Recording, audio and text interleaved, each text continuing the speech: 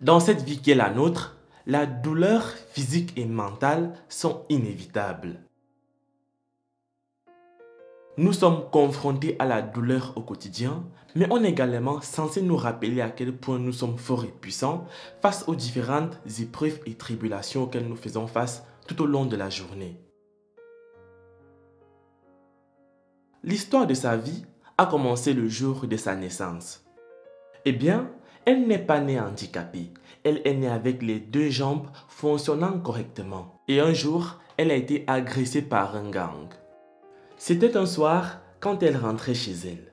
Elle est passée par une forêt près du village et un groupe de personnes qui l'a repérée pensaient qu'elle avait beaucoup d'argent. Ils avaient des machettes et l'ont blessée tout en coupant des parties de son corps. Ils ont ensuite pris tout ce qu'elle avait et l'a laissée là en train de hurler et désespérée. Elle pensait qu'elle était morte, puis un bon samaritain qui passait par là l'a entendue crier et l'a amenée à l'hôpital aussi vite que possible. Elle a ressenti beaucoup de douleur lorsque les médecins l'ont examinée. Ils ont découvert que ses jambes étaient si endommagées qu'elles ont dû être enlevées. Ses jambes ont donc été amputées et à partir de là, elle a su que sa vie ne sera plus jamais la même sans ses pieds. Elle est allée ensuite vivre avec sa tante et là-bas, il y avait toujours beaucoup de gens différents qui venaient les rendre visite et de là, elle a fait la rencontre de plusieurs hommes qui l'ont forcée à coucher avec elle et l'ont mise enceinte. Les amis, avant de poursuivre, voici la question du jour. Lequel de ces pays africains ne parle pas français comme langue nationale? A. L'Angola, B. Le Gabon, C. Le Bénin. J'attends vos propositions en commentaire et la réponse exacte vous sera donnée à la fin de la vidéo.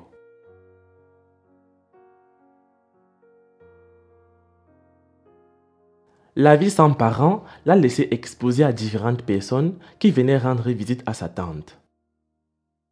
Après être tombée enceinte, elle est rentrée chez elle, mais sa famille a commencé à la maltraiter et lorsqu'elle a accouché, ils l'ont totalement abandonnée. Les hommes qui l'ont mise enceinte n'ont jamais aidé cette mère alors qu'elle continuait à lutter et qu'elle n'avait pas de jambes.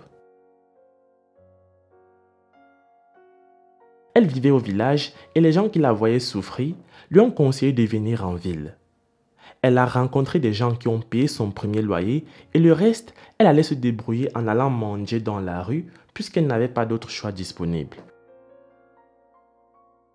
Elle est arrivée dans cette ville alors qu'elle n'avait que 2 enfants de pères différents. Plus tard, elle a rencontré un autre homme qui lui a promis de l'aider et de vivre avec elle pour le reste de sa vie. L'homme semblait sérieux et n'était pas dérangé par les 2 autres enfants. Il était humble et attentionné. Il pouvait s'acquitter de toutes les responsabilités d'un parent. Marie-Louise se sentait heureuse. Elle était la personne la plus heureuse du monde jusqu'au jour où l'homme est parti au bout de quelques années. Il la laissa avec 8 enfants au total. Il l'a abandonnée et s'en est allé. C'est seulement plus tard qu'elle s'est rendue compte qu'elle avait tort. Il n'était pas celui qu'elle croyait. Elle avait fait confiance, mais s'est souvenu quand il était trop tard qu'il est écrit dans la Bible de ne jamais faire confiance à personne. Nous savons tous que la confiance est l'ingrédient principal de toute relation, qu'il s'agisse d'amour ou d'amitié. Mais quand la confiance est brisée et que l'on est brisé, il est difficile d'avoir confiance de nouveau. Vous devez être très prudent avant de croire en quelqu'un aveuglément, car être blessé et trahi par une personne est très déchirante. Vous sentez que vous ne pourrez plus jamais faire confiance à personne.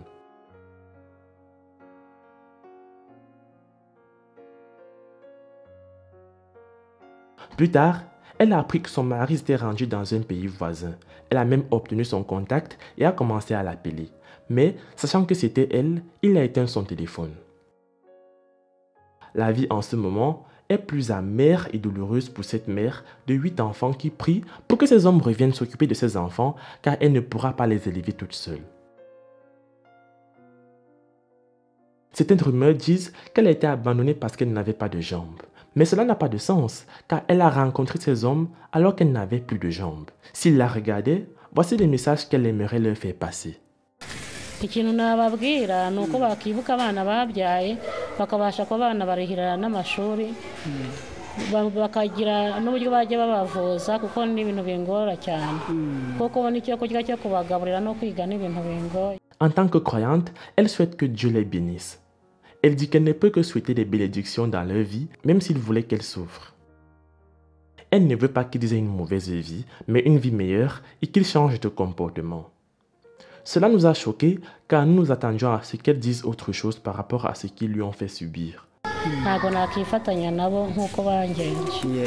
Elle dit qu'elle est une créature différente et sait que le Père Céleste est celui qui est responsable de punir les gens pour ce qu'ils ont fait. Elle n'a rien à part la maison où elle habite. Elle ne pouvait pas se permettre d'acheter une telle maison toute seule. La maison lui a été donnée par le gouvernement en tant que personne handicapée et mère de 8 enfants. Cela l'empêche de se soucier du loyer, mais les besoins quotidiens lui font payer plus qu'un loyer. Elle apprécie le fait qu'elle possède au moins une maison, mais ce n'est vraiment pas suffisant car elle doit subvenir aux besoins de tous ses 8 enfants et payer leurs frais de scolarité, plus bien d'autres choses encore. Nous avons eu la malchance de ne pas trouver ces 8 enfants ici car certains d'entre eux étaient à l'école quand nous avons fait le tournage. Bien qu'elle n'ait pas de jambes, c'est une femme qui travaille dur et qui dit qu'elle ne peut pas simplement dormir à la maison parce qu'elle n'a pas de jambes. Elle cultive et fait aussi beaucoup d'autres activités. Cependant, gagner de l'argent est plus qu'un grand défi pour elle car elle ne reçoit que de l'argent en mendiant dans la rue. Marie-Louise dit qu'elle va acquérir quelques compétences supplémentaires en utilisant ses bras.